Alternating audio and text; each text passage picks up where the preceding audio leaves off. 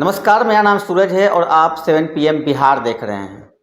हर इंसान के शरीर के मुख्य 5 अंग जो होते हैं बहुत महत्वपूर्ण होते हैं, जिसके बिना लोग अपने आप को असहाय महसूस करते हैं। अगर किसी की आंखें चली जाए या आंखें ना हो तो उनका जीवन कैसे वो व्यतीत करते हैं, वो जिनके पास आंखें नहीं होती है वही समझ पाते हैं। अभी हम मौजूद हैं एएसजी नेत्र चिकित्सालय में और हमारे साथ नेत्र चिकित्सालय एएसजी के डॉक्टर आदित्य प्रकाश जी हैं। हम इनसे जानेंगे कि आँखों में भी कई तरह की परेशानियाँ होते हैं। मोतियाबिंद हो गई, अब एक नए पे नाम सुनने को आ रहा है रेटिना। अब रेटिना क्या है, हम इसके बारे में जानेंगे। हमारे साथ डॉक्टर आदित्य प्रकाश जी हैं। सर, बहुत बहुत स्वागत है आपका हमारे चैनल पे। धन्यवाद सूरज जी। सबसे पहले पहले हम लोग जानते थे कि मोतियाबिंद से आँखों की रोशनी चली जाती है, तो मोतियाबिंद के बारे में हम लोगों ने जाना। लेकिन अब आप हमारे दर्शकों को बताइए कि अब नया नाम आ रहा है रेटिना जी। तो आँखों में कितने तरह की परेशानियाँ होती है और रेटिना क्या है, इसके बारे में आप हमारे दर्शकों को बताएं। जी, देखिए, जैसा कि हम जानते हैं कि आँख में लेंस जो होता है वो बहुत महत्वपूर्ण हिस्सा होता है। उससे भी एक ज़्यादा महत्वपूर्ण हिस्सा है, वो है आँख में रेटिना। उसको हिंदी में हम लोग आँख का पर्दा बोलते हैं, ठीक है? लेंस से होते हुए जो रोशनी आँख में पहुँचती है वो हमारे आँख के पर्दे यानी रेटिना पे पहुँचती है। रेटिना पे पहुँचती है तब जा कर के हमें कुछ भी दिखाई देता है। तो ये बहुत ज़रूरी है कि अगर हमको कुछ दिखेगा तो उसके लिए आँख का पर्दा बिल्कुल स्वस्थ होना और अच्छे से काम करना ज़रूरी है। तो इसीलिए हम लोग जो है अब रेटिना को लेकर के थोड़ा जागरूकता फैलाना चाहते हैं कि इससे भी कुछ चीज़ें होती हैं, कुछ बीमारियां होती हैं जो हम लोग जिनका इलाज सही समय पे अगर करें तो रोशनी बहुत लोगों की बच सकती है। तो रेटिना कैसे होता है और क्या उससे परेशानी होती है? देखिए, रेटिना में ऐसे तो बहुत सारी बीमारियां हैं जो कि मतलब एक मुख्य तौर से रेटिना को अफेक्ट करती हैं। उसमें सबसे जो 2-3 जो सबसे कॉमन हम लोग सबसे आम तौर पे देखते हैं, वो एक तो डायबिटिक रेटिनोपैथी है, दूसरा है जो बीपी की वजह से कुछ दिक्कतें आती हैं रेटिना में, वो है। तीसरा आँख के पर्दे का उखड़ जाना है, रेटिनल डिटैचमेंट बोलते हैं उसको। बट मुख्य तौर से सबसे ज़्यादा जो पेशेंट हम लोग देखते हैं, वो डायबिटीज़ के पेशेंट देखते हैं। तो आँखों में जैसे एक लेंस होता है, लेंस के फिर आपने पर्दे की बात कही। लोग लोग जो है कैसे समझ पाएँगे कि मुझे रेटिना आँखों में हो गया? इस तो कैसे इसके बारे में लोग समझ पाएँगे? देखिए, रेटिना का जो भी बीमारियां हैं वो हम लोग खुद से तो मुश्किल है किसी को भी समझना कि ये दिक्कत है, क्योंकि जो आमतौर से आँख में सबसे कॉमन दिक्कत होती है रोशनी घट जाना।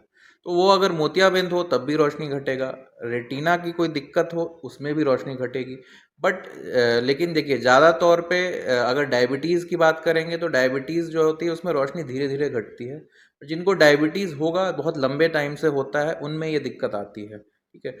और जहाँ तक पर्दा उखड़ने का बात है, जिसको हम लोग रेटिनल डिटैचमेंट बोलते हैं, उसमें बिल्कुल अचानक से रोशनी घटती है और आँख के ऊपर से ऐसा लगेगा वो जो हमारे जो भी पेशेंट होंगे, पीड़ित होंगे, वो ये बताएँगे कि पर्दा सा छा रहा है आगे, ठीक है?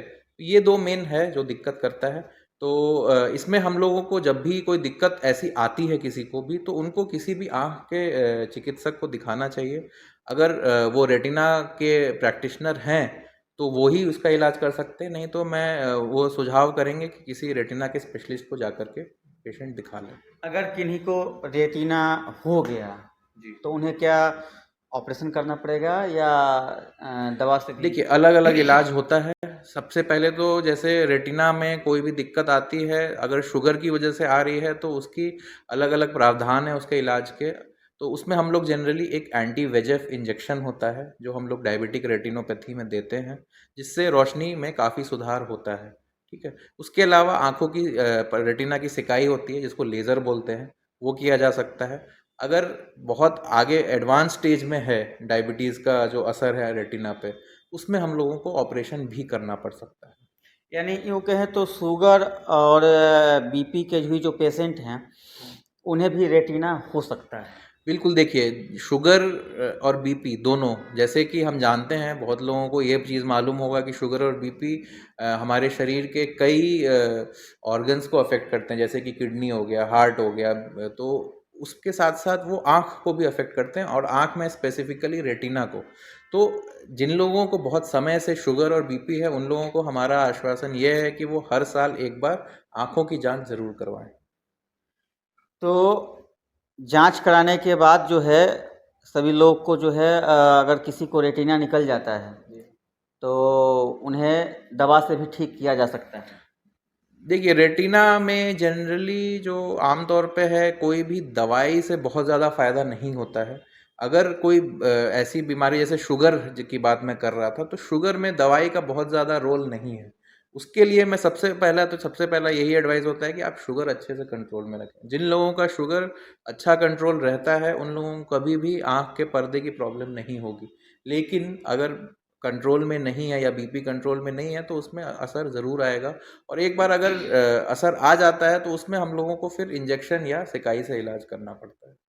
अच्छा, किन्हीं का अगर पर्दा आंखों की पर्दा अगर चली गई है जी। तो क्या वो पर्दा वापस आ सकती है? अब ये कारण निर्भर करता है, किस कारण की वजह से हो रहा है। बहुत सारे ऐसे कारण हैं, जैसे कि शुगर की वजह से या आँख का पर्दा उखड़ने की वजह से, उसमें ऑपरेशन से या इंजेक्शन से रोशनी काफ़ी हद तक वापस आ जाती है। शायद पूरी तरह से ना आए, लेकिन काफ़ी हद तक वापस आ जाता है। पहले ये माना जाता था कि रेटिना की अगर दिक्कत किसी को हो गई, तो उसका कोई इलाज नहीं है, बट अब ऐसा नहीं है।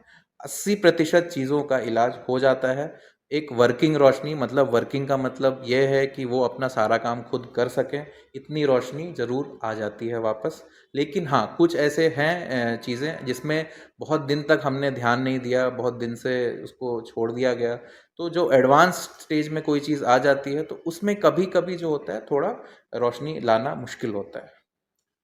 तो आपने सुना हमारे साथ डॉक्टर आदित्य प्रकाश जी थे जो एएसजी नेत्र चिकित्सालय से रेटिना के स्पेशलिस्ट हैं।